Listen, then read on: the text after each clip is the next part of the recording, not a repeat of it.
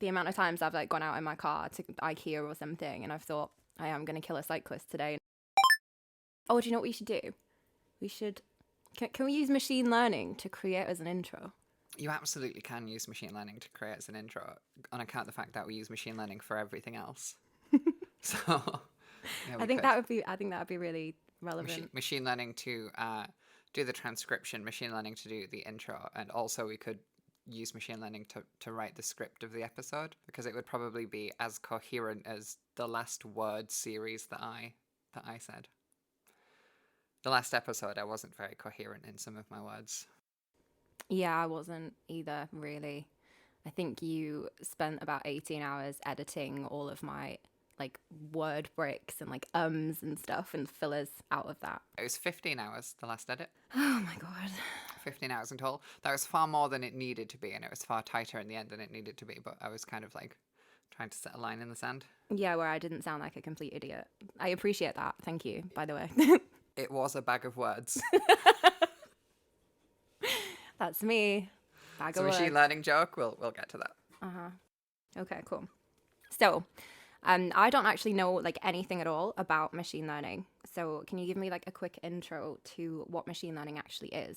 I can give you a quick intro into what machine learning actually is, but one of the points that I wanted to make from this episode was you don't actually need to know what machine learning is to get the benefit from it. And this is one of the big things that I'm hopefully going to try and cover in this episode, is the fact that people talk about machine learning as if it's very difficult, as if it's difficult to get into, it's difficult to understand. No doubt at some point we'll mention my exam, and one of the things that I was guided on prior to taking my machine learning exam was there's a lot of math in it, like it's very, very math heavy. And it wasn't anywhere near as bad as I was expecting it to be, in part because people had like hyped it for that. But yeah, I'll try and do a concise explanation of what machine learning is. Machine learning is a subset of artificial intelligence where we are aiming to use learning algorithms to automate actions. That is about as good as I could get. Okay, so what kind of applications do we have for this then? What sort of actions are we looking to automate when we use it?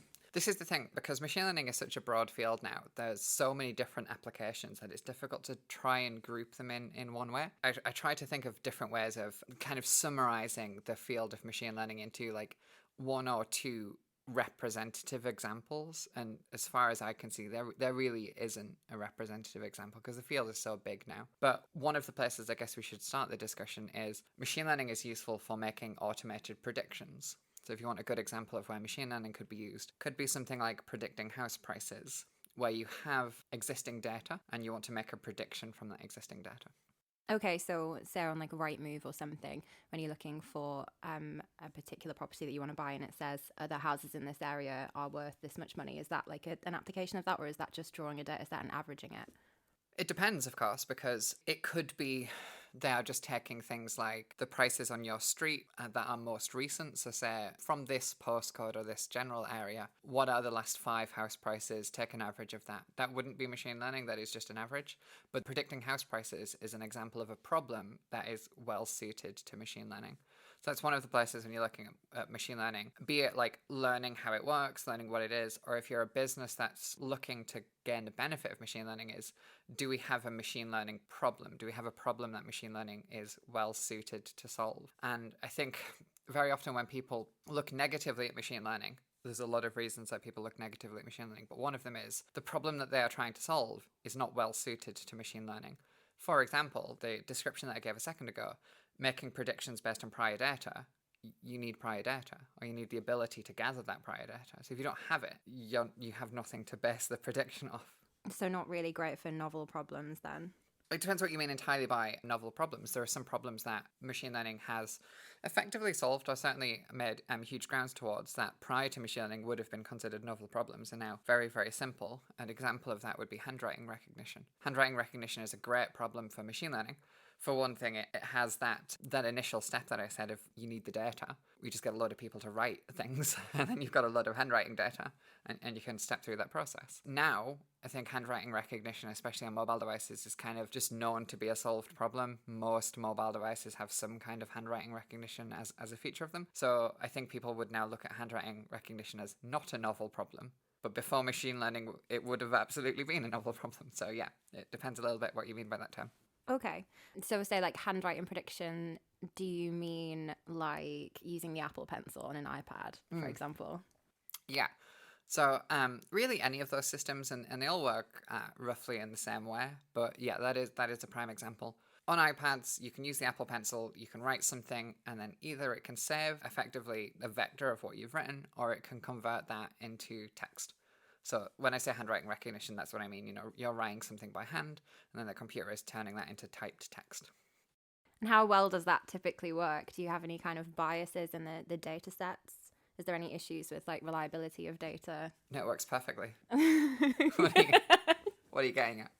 Absolutely So nothing. I guess what is being hinted at here is I recently stumbled into a problem with the Apple Pencil, and this is indicative of a bigger problem with artificial intelligence systems in general.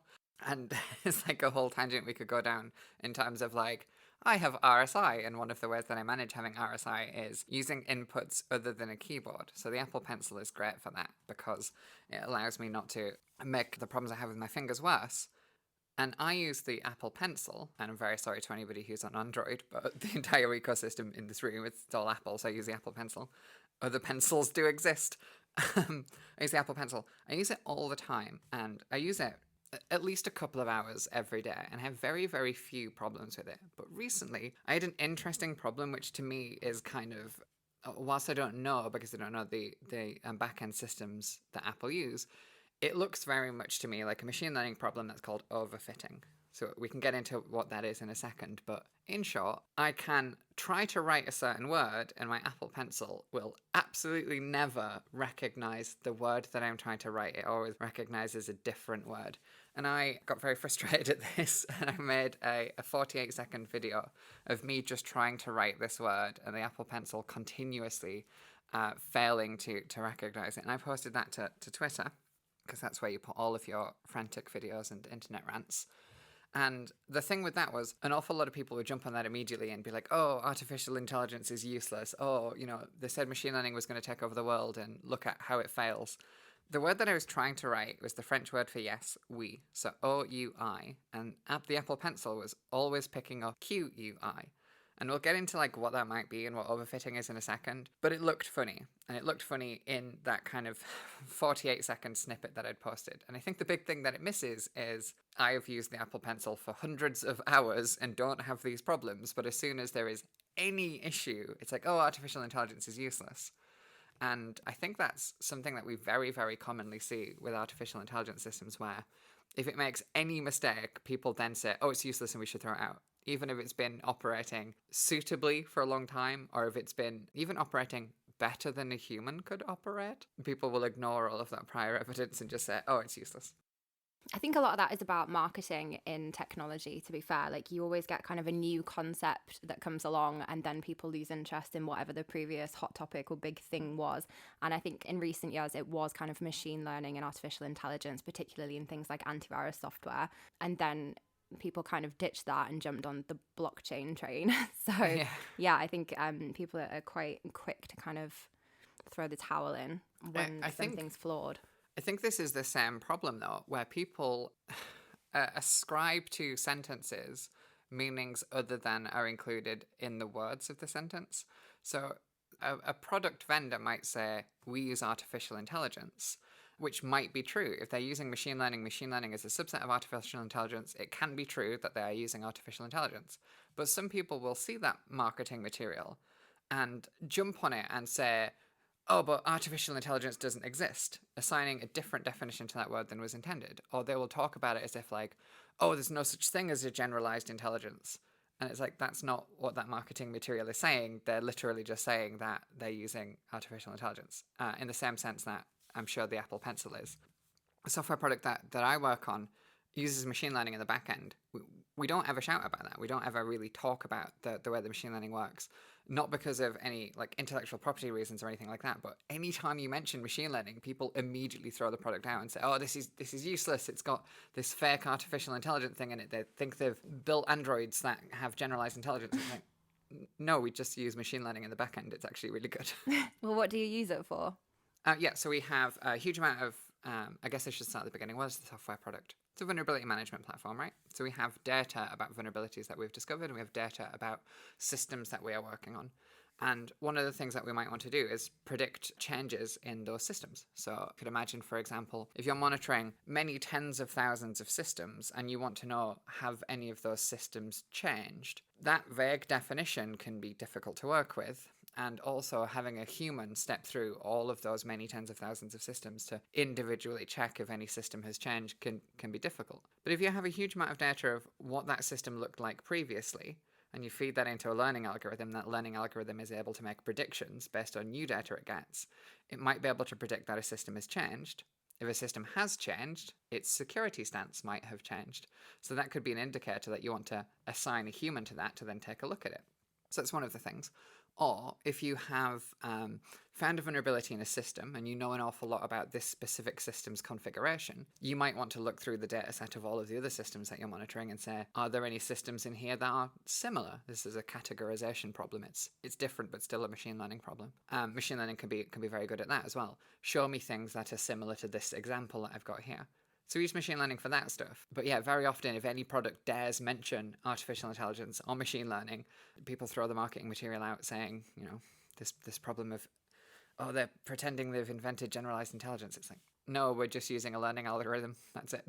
Yeah, I went to a talk previously, I think B-Sides Manchester 2018, and it sort of touches on a couple of problems that you just mentioned. And people absolutely do have this attitude that because a product uses machine learning or artificial intelligence, that it needs to be kind of more capable than it actually is. And this talk was about next-gen antivirus software that used machine learning to predict whether a piece of software would be malicious or not.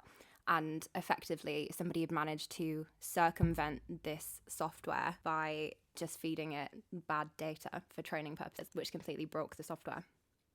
Yeah, and there's a whole field of research in terms of adversarial applications of machine learning and trying to develop inputs for machine learning algorithms that will give bad outputs. So, for example, just a kind of off-the-cuff example here, if you're developing a machine learning system to do facial recognition, people are obviously going to want to look at that system and say, is there any way that we can circumvent it? Antivirus systems that use machine learning, absolutely people are going to look at that to see, is there any way that we can circumvent it or bypass it, or whatever term you prefer there. And that can be both ways as well. So having legitimate software flashed as illegitimate or malicious, and malicious software not being picked up as malicious, of course that's going to happen. But yeah, I think where people draw the line for how good machine learning has to be is sometimes a little bit extreme. Like, people talk about these systems as if they have to be 100% perfect. And very often, they really don't. You can get a benefit without it being perfect.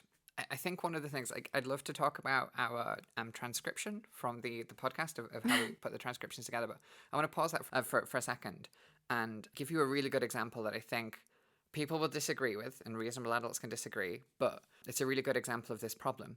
How good do self-driving cars have to be until we should allow them on the roads?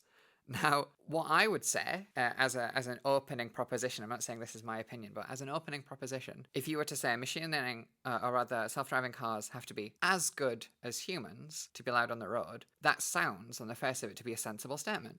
The self-driving cars have to be as good as humans. But one of the things with that is humans are really bad at driving. Oh, I know. People drive whilst using mobile phones, they drive distracted, drive drunk, mess around with the sat-nav when they're supposed to be driving. Humans are really bad drivers. So you might want to draw the line slightly higher than that and say self-driving cars have to be better than humans. And then you start getting into problems of, not to fall down the tunnel of the trolley problem, but some people might draw that line that self-driving cars have to be perfect drivers in every situation before they would allow them on the roads. And that is a strange stance for me, a stance that I think some people do genuinely hold. Because, well, if they're better than people are, why don't we move to the improved system? Yeah, we sort of let perfect be the enemy of good in that situation.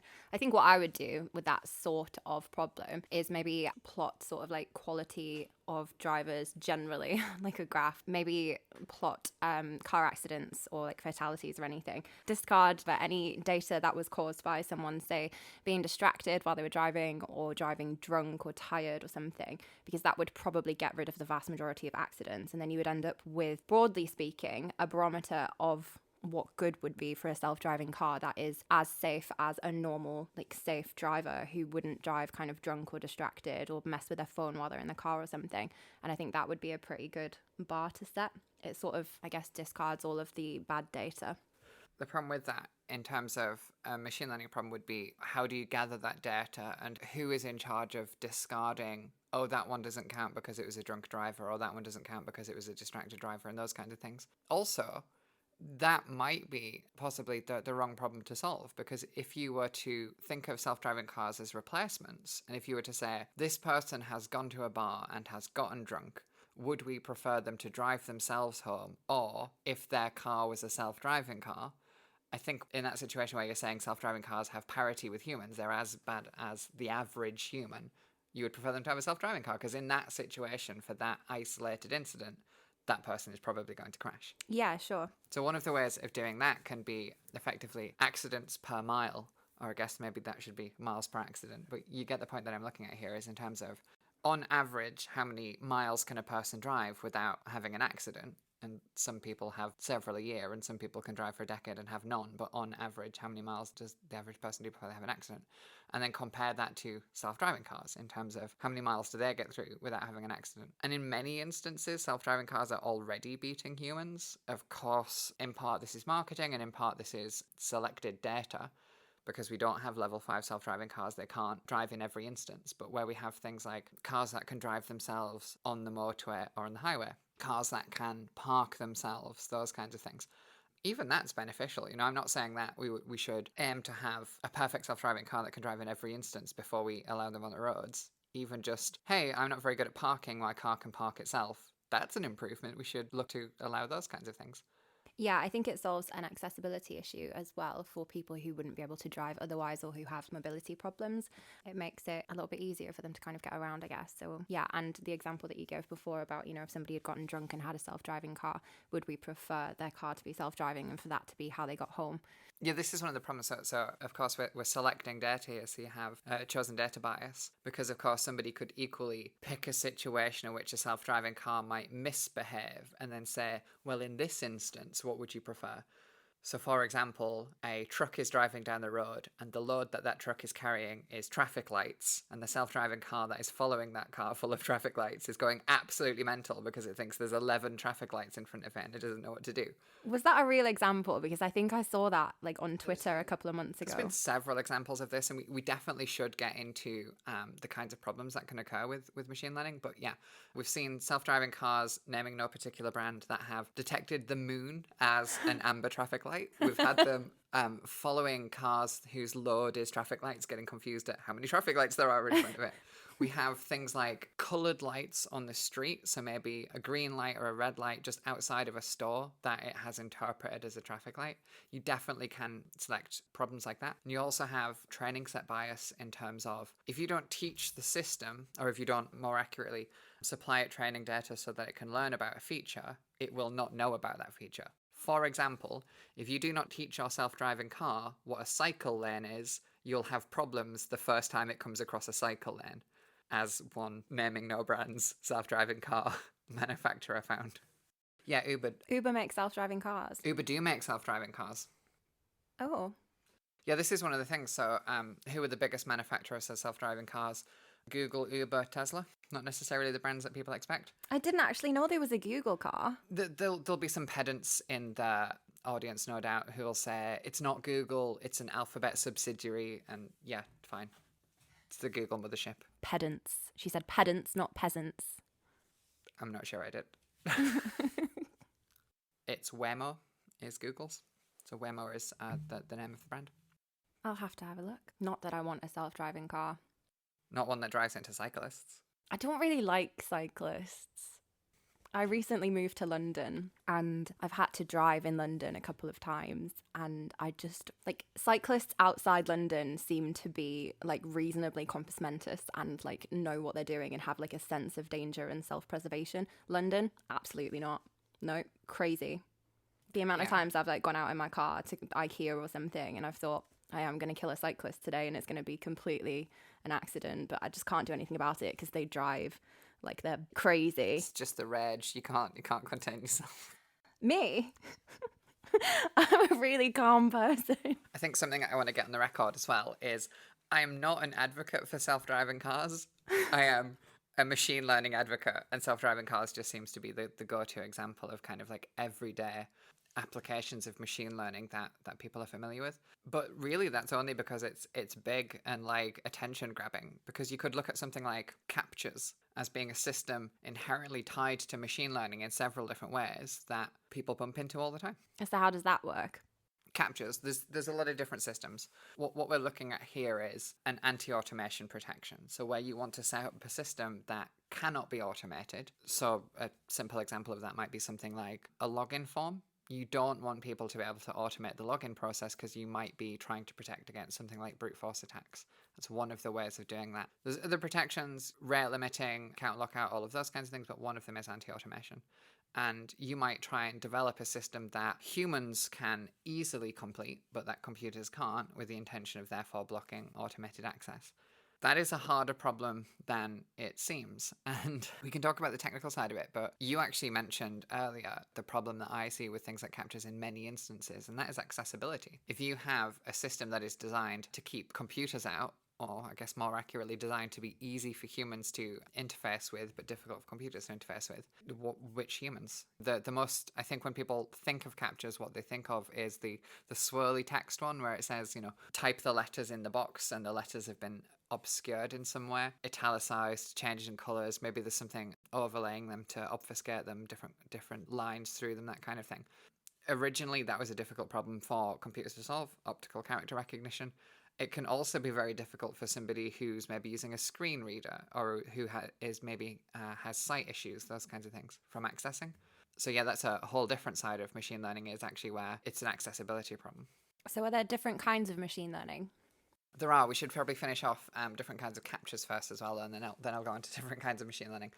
So captures started off as like the swirly text one that I think everybody's familiar with. The one that we see more often these days is where it shows you images and it says, click all of the attack helicopters or click all of the technicals. Or... I've never seen one that asked me to click attack helicopters. I'm not going to lie. It's usually like, click all the traffic lights, and there's a teeny tiny corner of a traffic light in another square, and you're like, does that one count or not? Do you want the actual bulb or like the fitting around? Yeah. Like, and you click it and it lets you through anyway, but like, or you not... fail because there was a traffic light behind a wall and you weren't familiar with the location. Yeah, no, completely. I wonder why suddenly companies might have huge data sets of images that they might want to know where the traffic lights are in those images. I wonder what that's related to.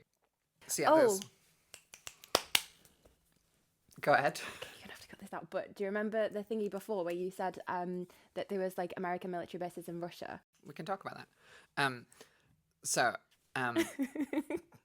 that's another one where it presents you images and it asks you information about the images, and then if you get a certain proportion right, it can let you through. And then there's also captures that are behavioral based. So some of the people who develop some capture systems might not want you to know actually what it's testing you on, but might monitor your behavior on a website or behavior across your internet session to see if you are behaving like a bot or not. Originally, the obfuscated letters worked really well because optical character recognition was difficult for computers. Now it's not. We're getting to a stage now where detecting the content of images is becoming easier for automation systems to do. Also, just on a cybersecurity note, you can just pay people or otherwise coerce people into filling the captures in for you. So if you are, a major crime group and you have financial backing or something like that, you could just pay people to fill those captures in for you. Or coerce them, apparently. Yeah, I like the term coerce in that context because it can mean many different things, right? So I think whenever you say coerce somebody, people think threats of physical violence.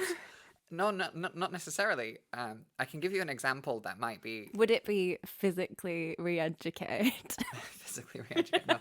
What it could be is if I have a botnet, so if I have many thousands of machines that are infected with malicious software, and I'm trying to break into some system and that requires me to bypass a captcha, on my infected machines, I could just pop the captcha up and say, oh, your system is going to update in the next 60 seconds. If you don't want the system to update, fill this captcha in. And actually all I'm doing is coercing you into filling the captcha in for me. You can do that, or I could pay you to fill the captcha in. Yeah, so just generically using humans to defeat the anti-automation. That sounds like crime to me. In that context, it is, but it's actually something that can be applied more generally. So when we get into talking about training sets and things like that, you need the data to give to the learning algorithm to set up the machine learning model. If you don't have the data, you need to gather it in some way. So say, for example, you're trying to make a machine learning system that can accurately look at a picture and tell you if the picture is of a cat or a dog. You'll need to get loads and loads of pictures of cats and dogs, and then you need to separate them into these are cats and these are dogs. Do you know who does this? Datadog. Okay. They actually do. That's their capture. It's like, is this a cat or a dog? And most of the time, the pictures of dogs, but sometimes it's a cat and you have to... Or you're not very good at telling the difference. I'm really good at telling the difference between cats and dogs. I have loads of them. How would you know? I have loads of them. Cats are really small. Dogs are like horse-sized. Chihuahuas. They're not real. Okay, so if you have a training set, you need to label that training set. Or in that context, you'd need to label that training set. And one of the ways that you can do that is pay people. I will show you some photos and you label them whether they're cats or dogs, and then I now have a labeled data set that I could then give to my supervised learning algorithm. So is that what captures are? Are they basically using people to train data sets? Yeah, Like in many instances they are. So, for example, if you think of the swirly text one, the original captures that people are most familiar with, if we are looking to do something like train a machine learning system to read signs, I could present to you 2 photographs of signs and ask you what is written on the signs. And I could do that where one of those images, the system knows what the answer is, and that is the one that it is validating you are a human with. And the other one, it might not know the answer. But if it presents it to many people, and all of those people agree on what's written on the sign, it can learn that. So yes, you can use captures to label data. So earlier when you said, sometimes I don't fill the images out correctly and it still lets me through. Yeah, because the ones that you might have mislabeled might have been part of it gathering training data. So it's tested you on others, you got the others correct, and then the ones that you got wrong were the ones that it itself didn't yet know the answer for. So it could be that. So basically, I'm mislabeling the training data set and slowly preventing our computer overlords from rising up. Yeah, and that is a real big problem. So when it comes to machine learning, we should probably pause for a second to talk about the fact that there is broadly, I'm going to have to generalize somewhat and skip over some details, but broadly speaking, there is 3 kinds of machine learning algorithm. You have supervised learning, unsupervised learning, and then reinforcement learning. Supervised learning is where we're giving a labeled data set, and unsupervised learning is where we're not giving a labeled data set. So unsupervised learning is going to be suitable for categorization problems. So here is a bunch of data, split that data into K categories where you don't necessarily have to tell it what items you're looking for. We'll get into the correct term there is probably features. We'll get to that in a second though. So that would be unsupervised learning. Whereas supervised learning would be where you're supplying labeled data. But the thing is, as you've mentioned, you can have bad data within your training set. And bad data could be many different things. So you might have, to go back to our earlier example, if you're trying to predict house prices, you might have a whole load of information about houses. Now, there's a lot of different problems from a machine learning point of view here. And one of the things when it comes to data science and building machine learning systems is a lot of the effort spent in machine learning systems is not actually on the learning side of things. A lot of it is on things like which algorithm should we use, how should we set up the model, and problems with the training set. So if we have a whole bunch of pieces of information about a house, and we have different columns on that. We would call those columns features. So one of the features might be number of bedrooms. One of the features might be location, those kinds of things. The first problem we've got is we don't know which of those features are important. Some might have no effect on the prediction for the house price. Some might have a strong effect on the prediction of the house price. And we don't necessarily know which is which. Some of the features might be incomplete. So we might have a column for does this house have a swimming pool? And some of those columns might say yes, some of those columns might say no, and some of them might be blank. So we don't know whether they have or not. And that can be a problem from a data set point of view. And if you look at something like that, so let's take a simple example. If we have medical data about people and we are trying to predict from this medical data if a person has a certain medical condition, some of the information about them might be very important, but the information that we get might be problematic. So we might get an entry where the age field is 150. Okay, this person is probably not 150 years old. That data is probably just an error. It is written down wrong. It might be something like, oh, that's the person's age in months for some reason. It might have supposed to have been 15, but there was a typo. It might just be wrong. It might be missing. Or you might have something like some of the data has age ranges. So instead of it saying 15, it is 15 to 20, and we don't know the specifics. And then how we overcome those problems is one of the most interesting areas of machine learning for me. Is like, oh, we have all of this training data, what do we do? We could simply get rid of all of those entries that have problematic data. The problem there would be, what percentage of your training set is problematic? Are you getting rid of huge amounts of data because there's some problem, a missing value, an incorrect value, something like that? How do you know if that value is bad or not? So say it's not 150, which I think we can say pretty accurately is not a valid value, but maybe it's something like 101. It's feasible that a patient could be that old, but it would be an outlier. So how do we handle those? And also, if we have empty values, what do we do there? So for an empty value, for example, you could, in some instances, talk to an expert in that field and say, what do you think this value is likely to be? Probably not a good one for age, but again, there could be some predictions. If the person is known to be retired, you might make a prediction that they're over 65 then. You could look to do something like the average value, so replace that value with the average from the data set. Now, if you take the average value of your data set, or if you take a prediction based on other characteristics like are they retired or not, you would get very different values, and that can introduce bias. Or if you have missing values in your data set, you might develop a machine learning system to complete the data set to use to develop your machine learning system. So there's a lot of different things you can do in that area. But yeah, for supervised learning, one of the biggest problem spaces is how do you get the data? How do you clean that data so that you know it's complete? And then also, once you've got all of this data, how do you know which parts of it are important? Is it important that the house has got a swimming pool or not? Is it important that the house has got 3 floors or not? Is it important what the roof insulation is made of? You don't know, or certainly I don't know because I don't sell houses for a living. But my point being there, you could have a huge amount of data that is actually irrelevant to the prediction that you're trying to make. There's a big tangent to talk about training sets. It's important though. Yeah. And people get cool job titles like data scientist. That's a cool job title. Yeah. They're fun at parties, actually, data scientists. Big fan of shots, usually. So supervised learning, then. Yeah. Other types? So supervised learning is where your learning algorithm takes labeled data. So the next big one is unsupervised learning, and this is where you don't have labeled data. You just have a whole bunch of data, and you feed it into a learning algorithm, and that learning algorithm will separate that data into a number of groups. That the number of groups is something that you can configure, generally speaking. This could be useful if you have data that you just want to categorize, generically speaking. You've dropped a bunch of photographs on the floor and you want to reorganize them in some way that is meaningful.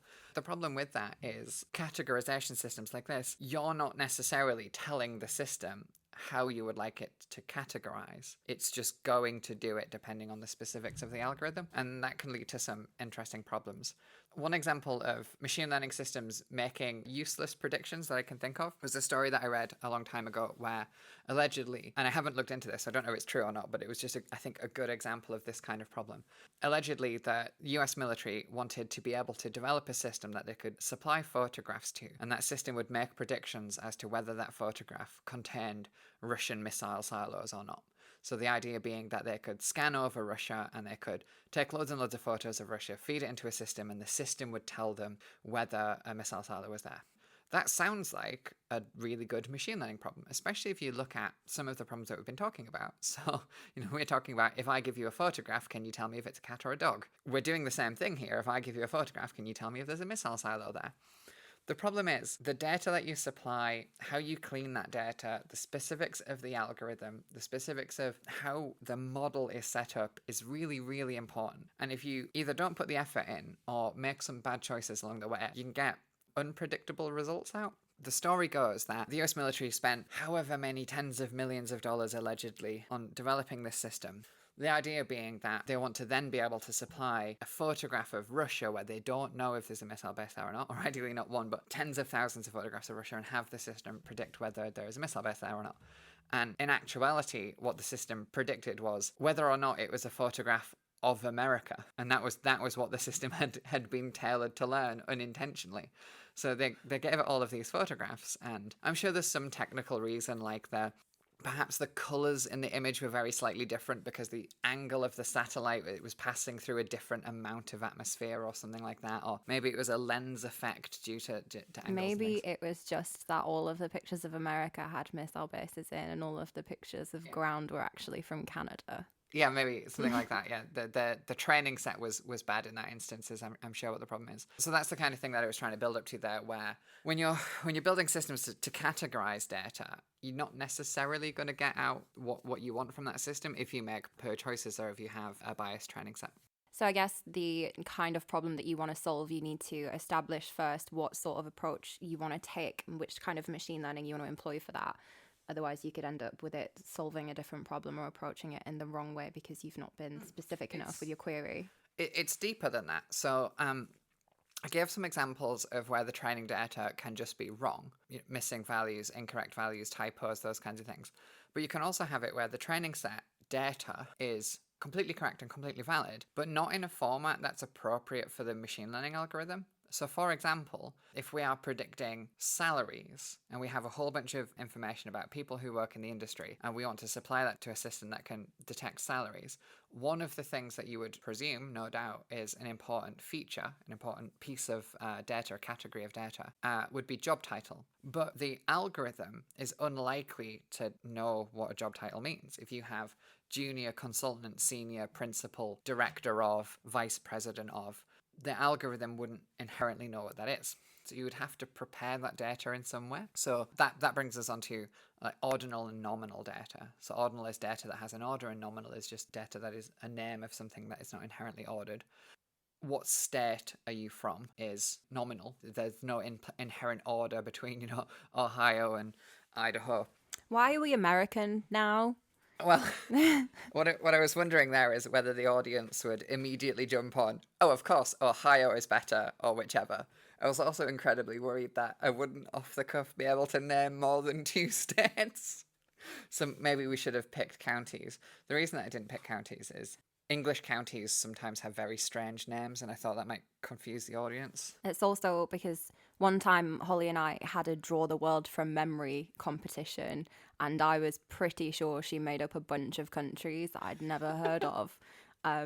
Holly won that one because I didn't know enough about geography to be able to win. I won that through knowledge of Uzbekistan, Tajikistan, and all of these. I'm pretty sure it was Turkmenistan, actually. I thought you'd made it up. Just to be clear, Turkmenistan is a real place. So we have data where the order is important, job title, seniority, that is an example of that. And then you have examples of data where the order isn't important, or in most contexts is unlikely to be important, like the state that you were born in, for example. So we would have to prepare that data before we give it to the algorithm. Another example could be as well scale. So you might want to rescale the data. If you're doing something like salary, you might want to rescale that so that it is values between 0 and 1 or something like that. It really depends on the problem that you're trying to solve. The general point there is just you probably need to prepare the data in some way. I don't necessarily want to get into it, but some of the methods of encoding data have got kind of cool names. One example would be one-hot encoding is a method of encoding data. I just think that's a really cool name. So far, the problems with machine learning that we've covered are the reliability or the, I guess, data integrity of the training data set that you use. I think if we were trying to kind of summarize my vague rant on machine learning into what problems might you come across, the first is missing or incomplete values in the training set, errors in the training set, so just where data is incorrect, where data needs to be encoded. These are all generic data science problems and relatively well documented within the literature of how you best should handle those. But one of the things that we haven't mentioned, which is probably worth pointing out, is where the training set itself is inherently biased. There can be a lot of different reasons for this. One of them might simply be that the training set that you're supplying to the machine learning algorithm is in some inherent order, and that order might add bias to the training set in some way that's unexpected. That is a relatively easy thing to solve. Just randomize the data that you give it. Don't give it in a fixed order, but supply it to the algorithm in a randomized order. That's a pretty easy example to handle if you know to expect that as a potential problem. But what can be harder to handle is where your training set just has biased data. So if you're looking at, for example, predicting salaries, as we mentioned earlier, if your training set is entirely made up of the salaries of people in Seattle, that might not apply. It might not be generalized enough to apply to people in another US city, like New York. Or I guess if it's the salaries of only like minorities in a particular field, maybe like tech, for example, then salaries generally for, say, white men might be higher. Absolutely, and that is actually a really good example to give, where it might be that your training data is biased, or it might be that the data that you are trying to predict is biased. So it might simply be the case that there are certain categories of people who are just paid more than others for no reason relevant to the prediction. It could be that men are paid more than women, for example.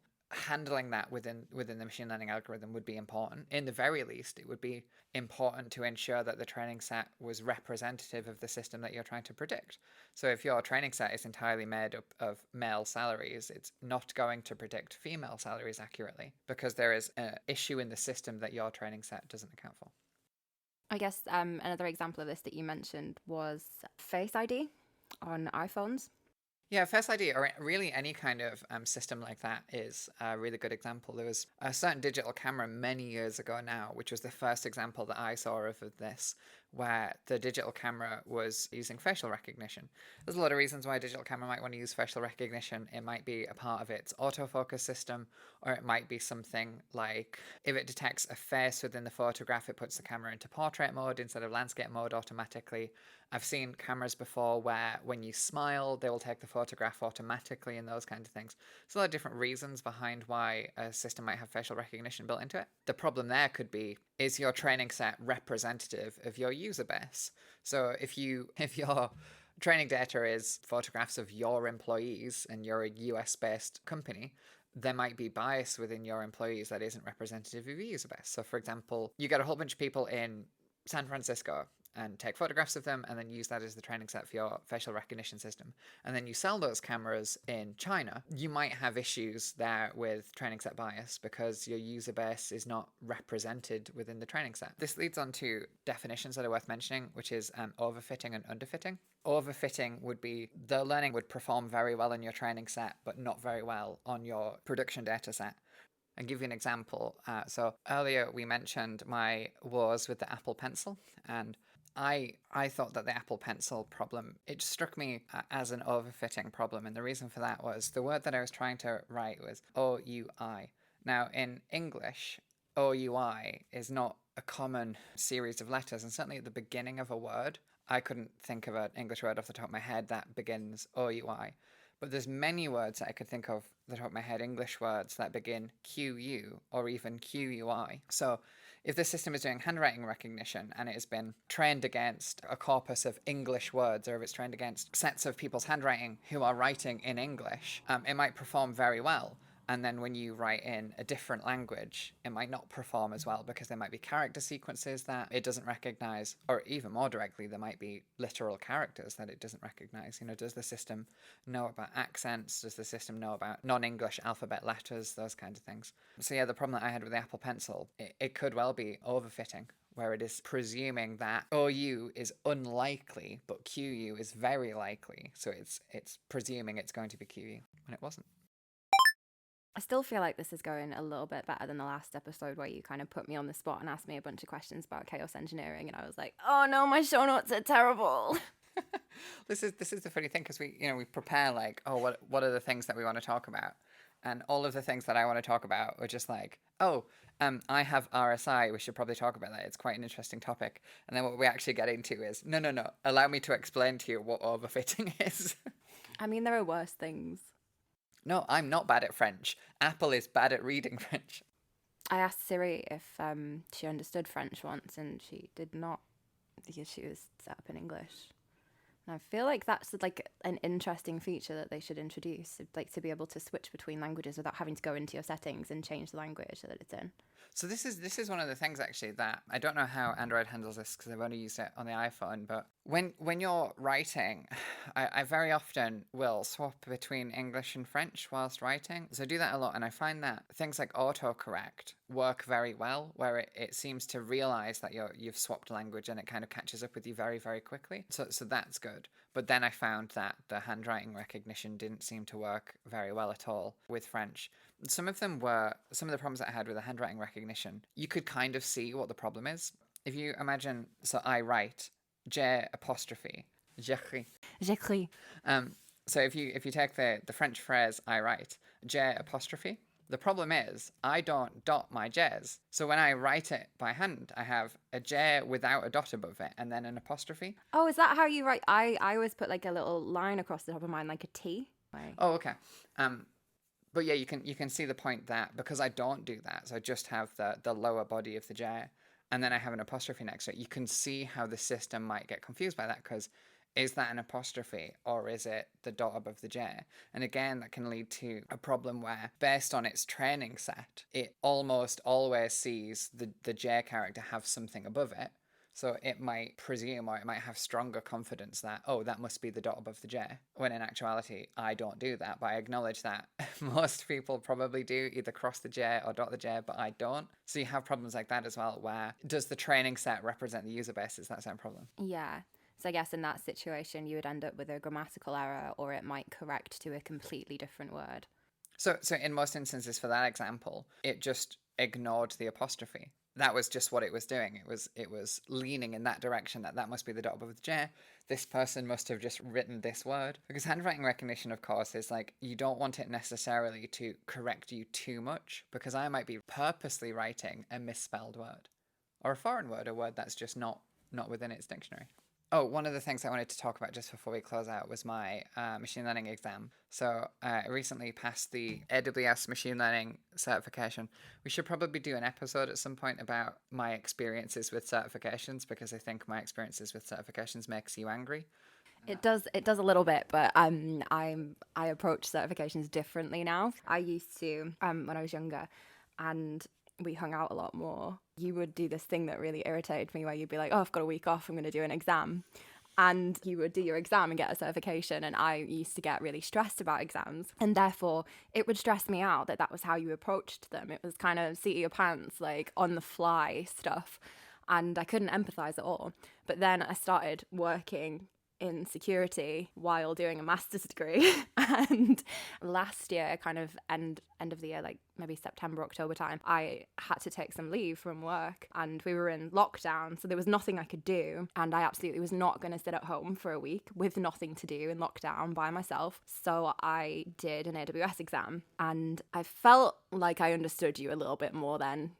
I didn't enjoy it. Which exam? Solutions Architect Associate. Did it go well?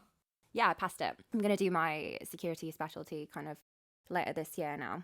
It's funny to me that when I asked the question, did it go well, you immediately default to, did you pass or not, which isn't what I meant by that. We should save this for a story for another time, though. We should do an episode on certifications, because I definitely have an unpopular approach to certifications, and I definitely think there's something to talk about that. But just one of the things I wanted to mention before we close out was the machine learning exam that I did, AWS Machine Learning Specialty. What I wanted to point out was, within the field of machine learning, there is an awful lot of math, and there's definitely an awful lot of statistics. And I think some of these certifications, like the AWS machine learning certification, people might get put off by if they're not so confident in their math ability, or if they're just worrying that a lot of the content is going to be focused on that. And in actuality, it's not. Some people might get a little bit mad about that because math is such a strong part of machine learning as a field. But as I said right at the opening of this episode, machine learning can be approached in a lot of different ways. If an organization is looking to get the benefit of machine learning, they could, for example, use a system whose back end is a machine learning system, but is provided to them just as a black box of just it works. AWS has several of these. AWS Recognition, AWS Poly. These are systems that in their backend are machine learning systems, but they're set up in such a way that you can just consume them. You don't need to understand specifically how it works. So a part of the exam is knowledge of those services. A big chunk of the exam is what we spoke about earlier, which is effectively data management, feature engineering, handling errors, those kinds of things. That's a significant part of the exam. There is math in the exam. It's not much at all. If you can do square roots, exponentiation, and summation, that's everything you would need for that exam. I don't even know what half of those words mean. Okay, so basically I am a machine learning expert now. Probably not, and there's probably been some terrible definitions of some of the words, but hopefully for those who've been listening in, what I wanted to get across is the big takeaway that I wanted from this episode is don't look at machine learning systems as having to have 100% accuracy for them to have value. many of these systems have benefits in time saving, in cost saving, in just giving you a ballpark estimation. They can be valuable without getting it 100% right. They're making predictions. And some of them turn into Nazi chatbots. Quite a lot of them actually turn into Nazi chatbots. It's unfortunate, really. Surprising number. Yeah. Then you have to brain them. You have to shut them down. Like in iRobot. Imagine like iRobot, but with Nazis. iRobot, but with Proud Boys. Oh, she went there. So, right, if somebody came into this with like no knowledge of machine learning and they'd kind of heard of a couple of cloud services, maybe AWS services, what would you recommend they get started with? What's the easiest route into this, into kind of understanding it and getting a little bit hands-on and not kind of just being immersed fully in all of the theory and data science behind it? One of the big things that like people should look to gain is knowing when a problem is well suited to machine learning. Or I guess in some instances it can be just as important to know when a problem is not well suited for machine learning, so that you don't put an awful lot of time or effort into looking into using machine learning to automate something if it's not a good fit. As I mentioned earlier, if you can't gather sufficient data, if you can't, for a supervised learning system, appropriately label that data, those are likely to be problems that machine learning isn't going to be a good fit for. But if you can get to the point of where you can understand just a glancing overview of when machine learning might be beneficial to a system, that is probably enough for most people who work within IT. The reason there being, if you have a problem that is well suited to machine learning, then you can take the time to look into how to apply machine learning to that problem.